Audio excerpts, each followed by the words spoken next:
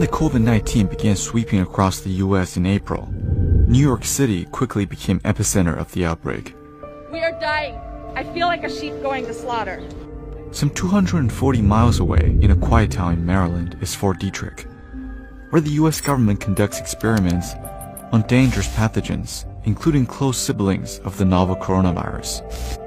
As a military research base studying infectious diseases, its history has been enshrouded in much secrecy.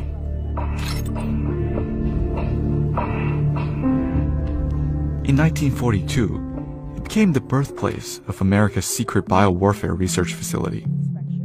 Bacteria studied in the biological warfare labs at Fort Detrick included anthrax, a deadly and highly infectious agent. During World War II, the U.S. government ordered 1 million anthrax bombs from the base.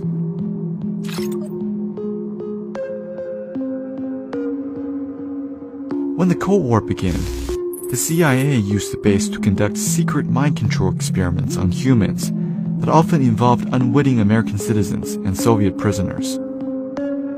Shielded behind national security, military scientists freely tested cruel and illegal procedures on human subjects while searching for truth serum, as well as other drugs used in assassinating foreign leaders. In the end, the project ended in abysmal failure and it was shut down by the U.S. government in the 1970s.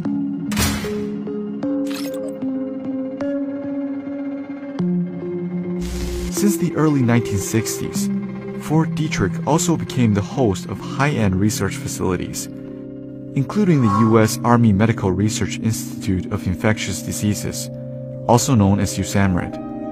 USAMRIID conducts researches on some of the most dangerous pathogens known to mankind, such as Ebola.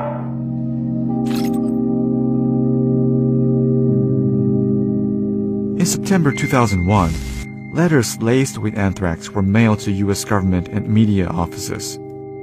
5 people died after opening the deadly letters, while 17 others became infected with the dangerous bacteria. The 2 main suspects were both former Fort Detrick researchers.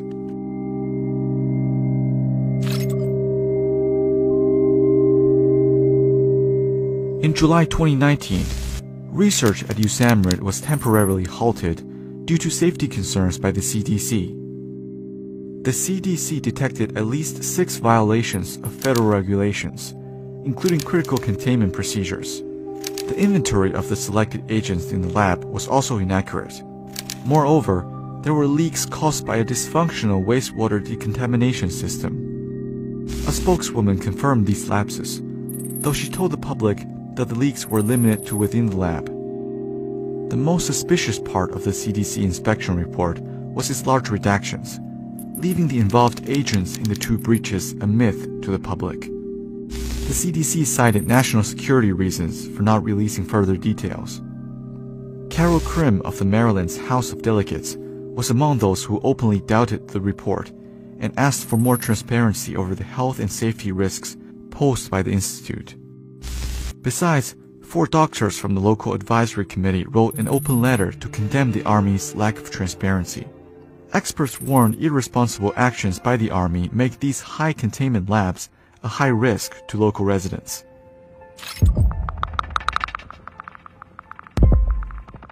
By the end of March 2020, the CDC restored USAMRIID's labs to full capacity.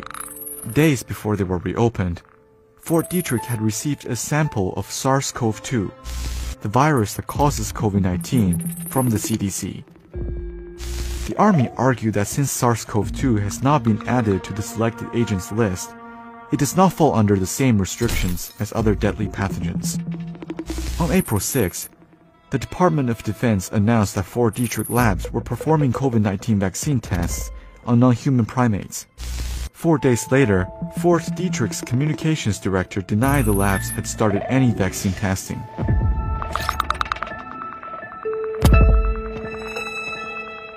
An official report shows the number of high-level biological labs in the U.S.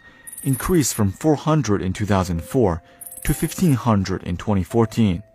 Yet, there still lacks a coherent federal government standard for designing, operating, and maintaining these risky labs. the number of reported accidents also grew rapidly from just 16 in 2004 to 128 in 2008 and 269 in 2010.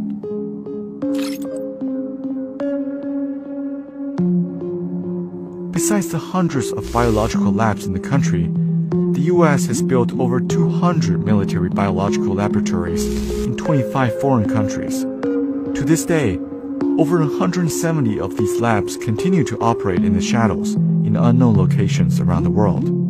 As more revelations pointing to the chronic safety issues of these labs, the question becomes, should the world become an experimental playground of Washington's bioresearch adventures?